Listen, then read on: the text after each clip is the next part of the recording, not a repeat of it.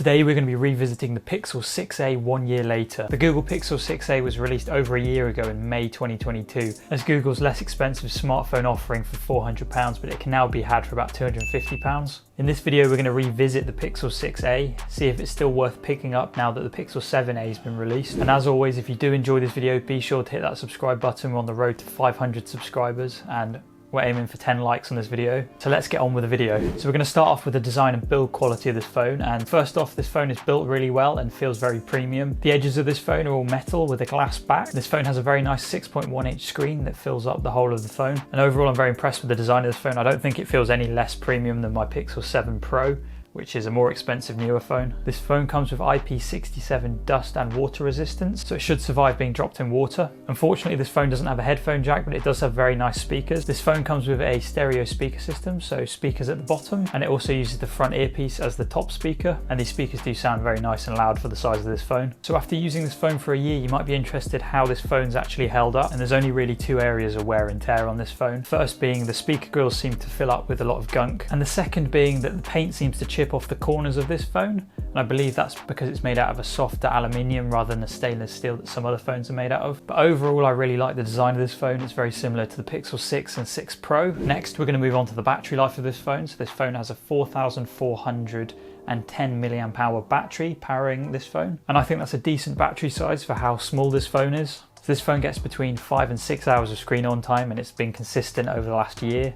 And what helps the battery life is that the screen's only 6.1 inches.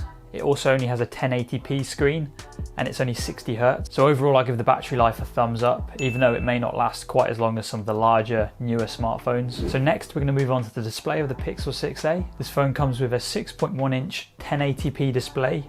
That's only 60 Hz. The display is an OLED panel that gets reasonably bright, and I've not had any issues outside using the screen. And one thing I do really like about this display is that it's completely flat. When you compare that to my Pixel 7 Pro, which has a curved display, I'm actually more of a fan of a flat display than the curved display. We're next going to move on to the performance of this Pixel 6a. For those of you who don't know, this phone comes with Google's first generation Tensor G1 chip. It also comes with 6 GB of RAM, and overall I would say the performance of this phone has been good. This phone's had no issues scrolling through web pages, opening apps.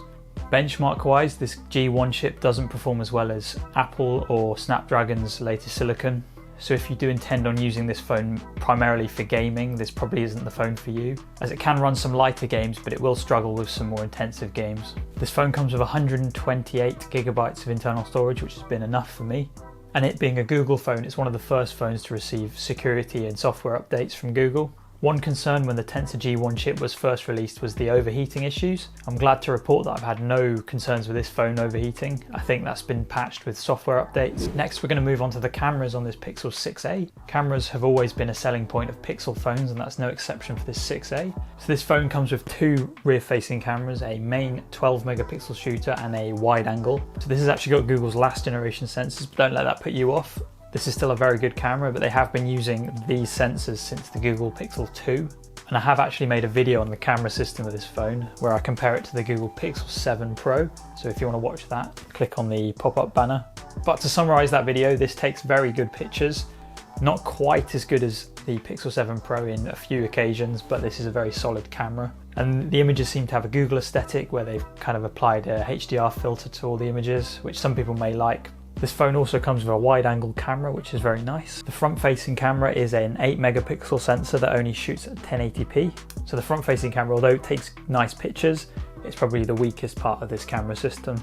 So I just want to wrap up this video with a few pros and a few cons and my opinion on why you may or may not want to go with this phone. A few of the cons with this phone are that it doesn't come with wireless charging, so if that's important to you, that's something to bear in mind. Also, the in-screen fingerprint reader isn't the fastest out there, and that this phone only has a 60 Hz display, which is the main thing I noticed while using this phone that made this phone feel less premium than something such as the Pixel 7 Pro. The final con is with charging. It only supports up to 18 watt charging speeds, which isn't that fast. The main problem with this phone isn't anything to do with this phone itself, it's that the Pixel 7a has been released.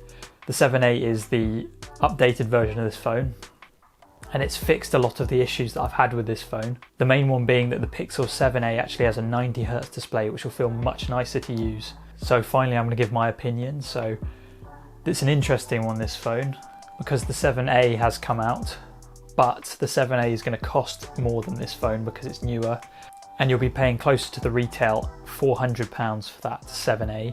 So the main thing going for this phone is the price. So you probably, if you can find this phone for £200, £250, and it's a phone that you want and it's within your budget, I would recommend this phone. So yeah, hopefully this has helped you make your decision whether or not you want to buy this phone a year after it's been released. And leave in the comment section your opinion on this phone, because I would like to hear that. And if you did enjoy this video, be sure to hit that subscribe button. As I said, we're on the road to 500 subscribers, so that would be great if we can hit that target. And I will see everyone in my next video.